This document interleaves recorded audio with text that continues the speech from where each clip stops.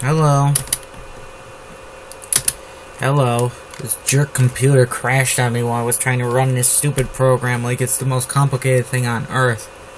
To run a screen capture thing.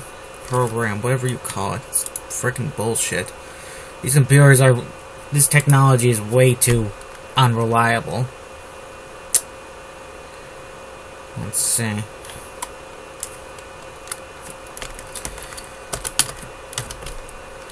Program was running in charge of Commando Unit 2, which was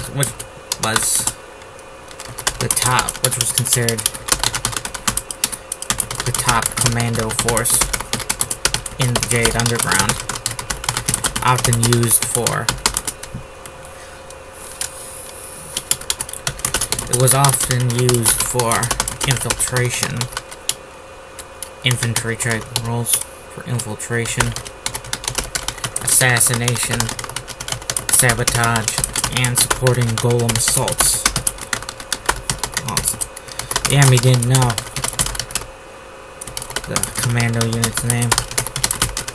Fam imagined that whatever code name the enemy gave them as a placeholder.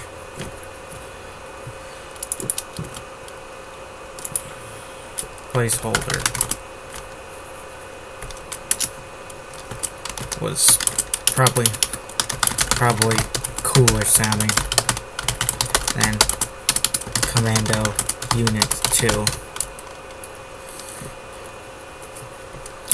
But if this operation to seize nukes was a success, then the nuclear attack, then Commando Unit 2 would definitely go down in the history books.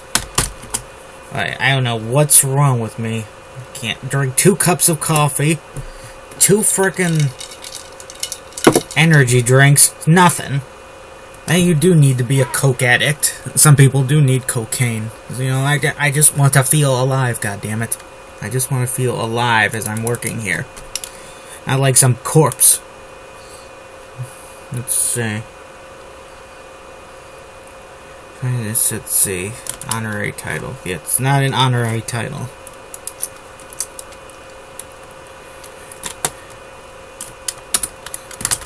Sam knew that he wasn't going to get a positive mark, positive footnote in any history book. He was, his whole life, he had worked for the bad guys. But what else could he do? Work for the fox who killed his sister? What kind of person would he be if he forgave something the salient of that? When they're great cities, when they're beautiful cities that he's laid wasted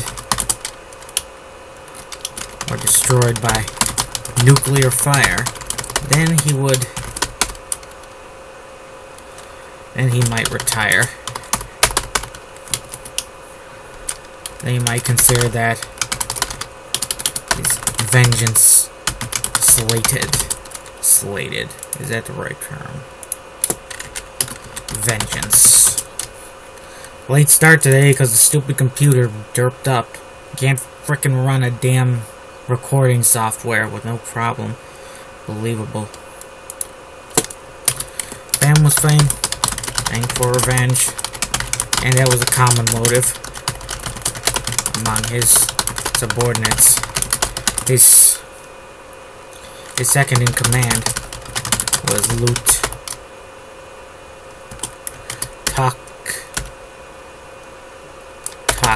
Do, the highest ranking Jade. He was an explosives expert and a bit unhinged.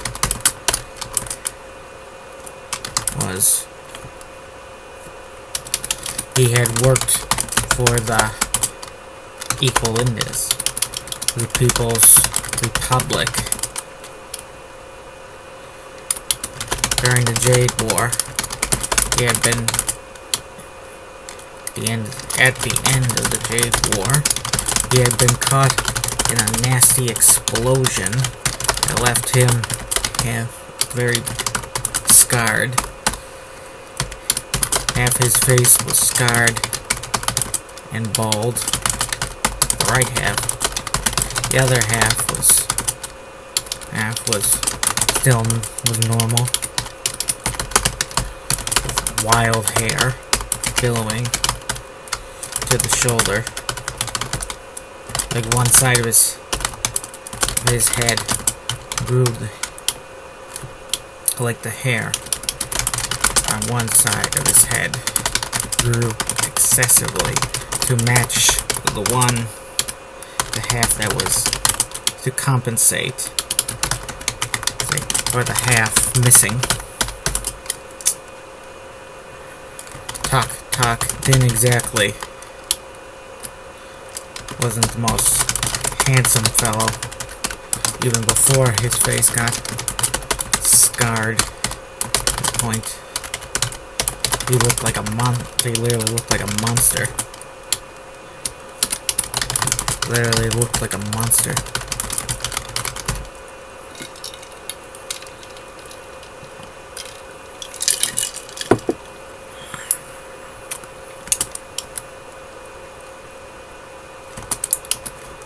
Talk.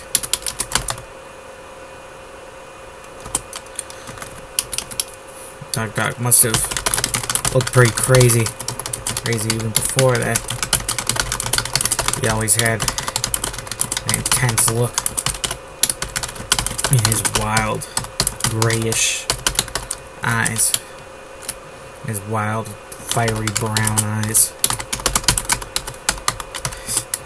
Looked ready to grab an axe, fire axe, and go nuts.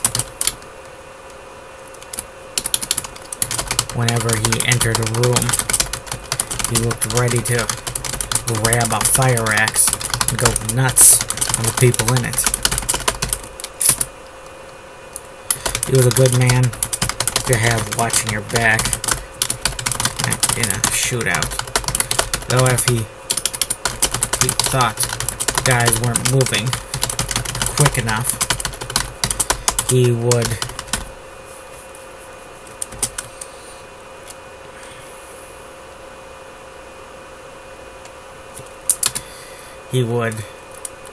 go off on his own, killing the enemy, and eventually make his way back to friendly units, usually by chance. He ran around like a lunatic. Fam needed his friend. He needed talk to stay focused. He was their best explosives, man. Gonna be my bodyguard in there? Talk, asked Fam. I suppose in a way, Fam replied. I do need you alive. This indigestion is unbelievable. I had one thing for breakfast. One. Why should I have indigestion from anything? Yeah, I have something wrong with my stomach, like some people in my family do. Everyone in my family got stomach trouble. But I guess that's okay. I mean, I could write from a toilet if I had to, right? Yep, that'd be quite a scene. Typing out a novel while I'm the crapper. So, I do need you alive. Don't worry too much. Talk, reassured. If I get killed, there are other guys who can handle explosive work. Yourself included. Mr. Paratrooper.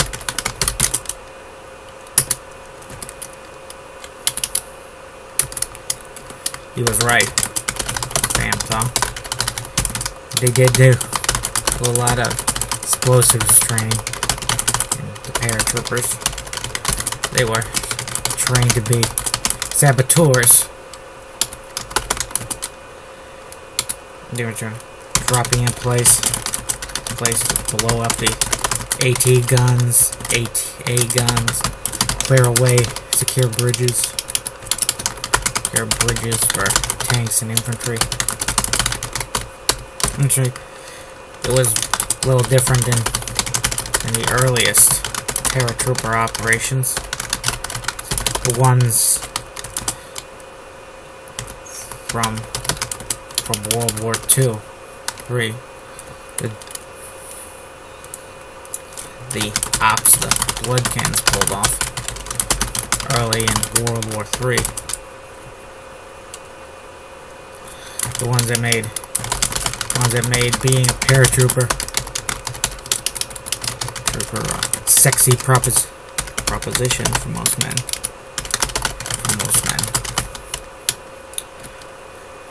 Daredevil types.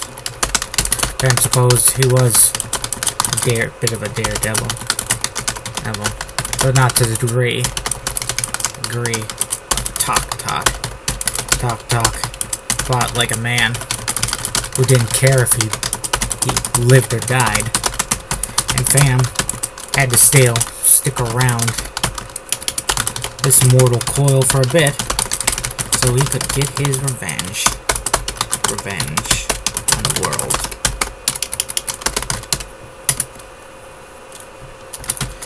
You're carrying the majority of the gear as well. Well, Pam said. So remember that. It'll be tough to blast through those big metal doors in there with half the explosives. Not like I'll blow up if I get hit. Talk jeered. I'm not some hot air balloon.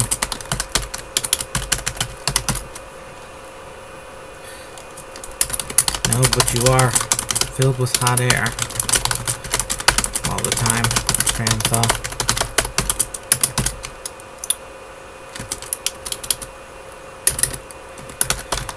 Fam didn't know that Talk had been in the People's Army.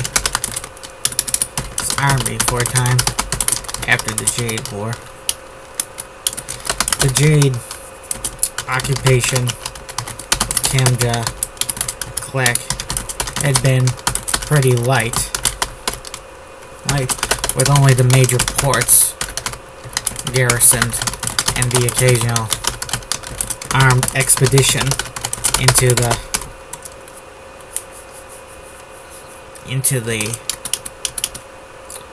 interior of the country to check for white men and see what the natives were up to. And imagine it must have felt a little like the scramble for a coon. A coon is Africa in this universe. I gave fictional names to pretty much everything. Well, everything, because if I didn't, then it wouldn't make much sense. You can't have a fictional name for a fictional stand-in for Christianity and not have one for Judaism or Islam. It looked like I was playing favorites or something. Let's see. The light occupation, largely free of brutality, endeared. I agree. Won over some of the Klaxon nationalists. Boy, this session free of action, pretty much. Just a lot of lore, I guess. And many Jade ended up joining up with the Klaxon nationalists after the Jade War to keep fighting the Allies. And the nationalists. Nationalists appreciate all that help replicate.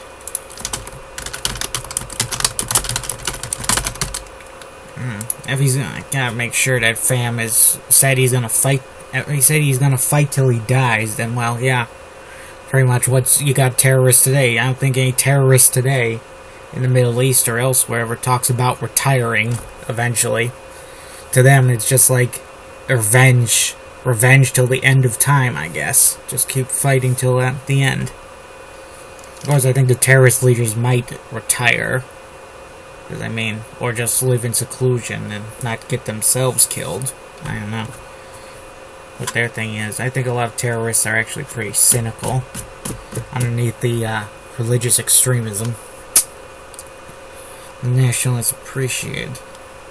I mean, when a terrorist does something, you could probably find 1,000 alternative motives that might be really behind their actions. And that's the case with a lot of these stories where you see in a TV show where it seems like it's Islamic terrorists, and then at the end it turns out, oh, they were secretly working for a Western businessman, because, of course, it's always about the money. I'm not sure if that's the case in real life, but if it was, well, put them people in jail too, you know. Well, of course you would. It's pointing terrorists. Who wouldn't put you in jail? I'm rambling. It must be this energy drink. If it doesn't make me, it doesn't cure my sleepiness. It makes me ramble mentally. The terrorists appreciate all that help. All those skilled soldiers and their fancy guns coming into their country to fight the Sellian. Most of it a lot better than the Volgan AK-47s, 6s and 47s, and they brought golems too, which amplified by the nationalist firepower considerably. Tok was Totok? Tutak. Yeah, that sounds like the name of some Aztec god. The Aztecs must have been interesting people, but I wouldn't have wanted to be one of their captives, oh boy. They build a time machine someday, they better play it so that you can be like a ghost, invisible and tangible, and you can just walk through like a World War I battlefield with shells going all around you, and it doesn't touch you at all. That's the only way I think I would feel safe to time travel. I basically want the theme park version of time travel. Not that I've ever been have been in a theme park since I was a kid. I had better things to do, I guess, like playing Hearts of Iron and Resident Evil. And then Half-Life. And then, what's the other game I like? Oh yes, Tomb Raider. I'd love to do a novelization of Tomb Raider, though I think that would be very difficult, because most of it is gameplay and not story. Lara Croft on her own, just running into traps and stuff. I guess I could trunticate that stuff. Trunticate? Is that the right way of saying it? Doc was one of the gorillas. That was one of the Jade who joined up with the damn... Somewhere in his 30s, I should note. He's somewhere in his 30s. Yep. Tomb Raider novelization. I don't know if there is any, besides fan fiction types. Lara Croft's an interesting character, but she's kind of bloodthirsty. The original trilogy, she's pretty much a sociopath. But, you know, Dexter was a popular show, and that was about sociopaths, so... Maybe the public has warmed to such things since then. You can be a bad person and still be the hero of a story. Jade, who joined up with the... Why did I write damn? I don't know.